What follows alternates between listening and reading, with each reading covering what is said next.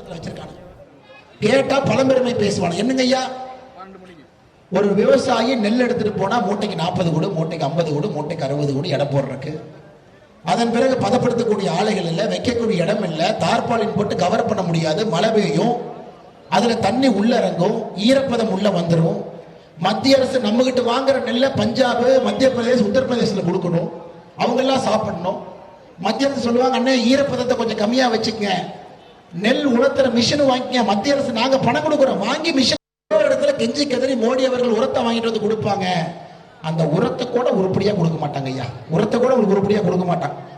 போய் மத்திய அரசு கொடுக்குற உரம் கேட்டா இன்னொரு பொருளை வாங்கினா உரத்தை கொடுப்போமா.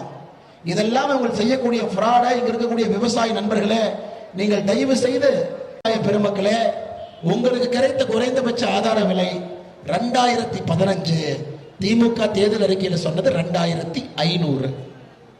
ஐயா ஸ்டாலின் ஐயா சாமி கும்பிட மாட்டேன்னு சொல்லுவாரா? டெய்லி சாமி கும்பிடுவார். மத்திய அரசு அடுத்த வருஷம் நெல் ஆதார விலையை உயர்த்தணும் உயர்த்தணும் உயர்த்தணும். அவங்க உயர்த்திட்டாங்கன்னா நான் ஒரு 10 ரூபாய் போட்டு நான் கொடுத்த மாதிரி காட்டிக்குவேன். ஐயா 2022 சொன்னபடி மோடி ஐயா ஒரு குவிண்டலுக்கு குறைந்தபட்ச நெல் ஆதார விலையை 1940 இருந்து 2040 உயர்த்தினோம். 2023 2040 இருந்து 2183, 2024 2183 இருந்து 2300, 2025 26 2300 இருந்து 2369. இந்த வருஷம் திமுக காரன் என்ன சொன்னா, 2369 நீ கொடுத்துட்ட, 105 ரூபா நான் போட்டுட்டேன், அப்ப 2500 ரூபா கொடுத்துட்டேன். இந்த அநியாயத்தை எங்கேயாச்சும் பார்த்துருக்கீங்களாங்க ஐயா? அதுக்கு தான் ஃபர்ஸ்டே சொன்னேன், பழைய சிறப்பு வீட்டில் நீங்க தூக்கி போட்டக்கூடாது. வீட்டுக்கு வெளியே பழைய சிறப்பை எப்பவுமே 2 வச்சுக்கணுங்க ஐயா, அது தூக்கி போட்டவே கூடாது. பழைய சிறப்பு திருவாரூர்ல பல பேருக்கு அப்பப்ப தேவைப்படும். நம்ம மான ரோஷத்தை பழைய சிறப்பு மூலமாக நாம் காட்ட முடியும். இதான் அந்த குறைந்தபட்ச ஆதரவு விலையில ஆதார விலையில இவர்கள் செய்யக்கூடியது. அது நெல்லுக்கான ஊக்கத்தொகை. ஐயா கேரள மாநிலத்தில் நீங்க நெல் விவசாயியா இருந்தீங்கன்னா 1 கிலோவுக்கு வரக்கூடிய ஊக்கத்தொகை என்பது 6 ரூபாய் 31 பைசா. தமிழகத்தில் நெல் விவசாயியா இருந்தீங்கன்னா 1 கிலோ நெல்லுக்கு அரசு கொடுக்கக்கூடிய ஊக்கத்தொகை 1 ரூபாய் 5 பைசா. கேரளா 6 ரூபா கொடுக்குறான், 1 ரூபா கொடுக்குறான். கேட்டா திராவிட மாடல் அரசு. ஐயா ஆதார விலை வேற, ஊக்கத்தொகை வேற. ஊக்கத்தொகையும் கேரளா கொடுப்பதில் 6 1 பங்கு தான் கொடுக்குறாங்க.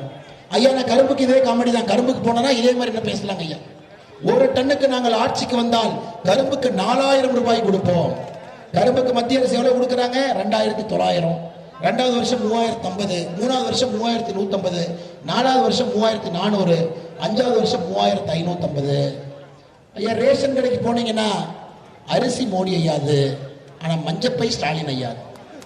அந்த மாதிரி தான் குறைந்தபட்ச ஆதார விலையினுடைய பணமெல்லாம் மத்திய அரசு, அதை கொடுக்கிற மஞ்சப்பை மட்டும்தான் ஸ்டாலின் ஐயாவுடைய அரசு என்பதையும் கூட நம்முடைய விவசாய பெருமக்களே நீங்கள் புரிந்து கொள்ள வேண்டும்.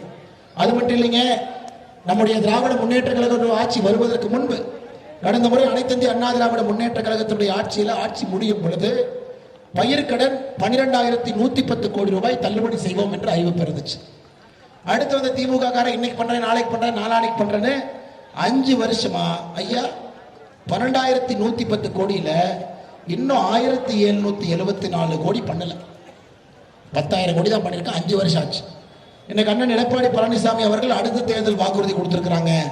நம்ம ஆட்சிக்கு வந்தவுடன் தமிழகத்தினுடைய கூட்டுறவு வங்கியில் இருக்கக்கூடிய 22,576 கோடி ரூபாய் கடனை நாங்கள் தள்ளுபடி செய்வோம். ஐயா நகரத்தில் இருக்கிற ஒரு தம்பி கேட்டார், என்னன்னே நீங்க எந்த எலெக்ஷன் வந்தாலும் கடன் தள்ளுபடி கடன் தள்ளுபடி கடன் தள்ளுபடி பயிர் தள்ளுபடி. நான் சொன்ன தம்பி, எனக்கு இந்தியாவில் ஒரு வேலை செஞ்சு லாபம் இல்லைன்னா அது விவசாயம். இந்தியாவில் ஒரு வேலை செய்து விவசாயம் செஞ்சு குழந்தைங்களை படிக்க வச்சு கல்யாணம் கூட பண்ணி கொடுக்க முடியாதுன்னா அது விவசாயம் தான்.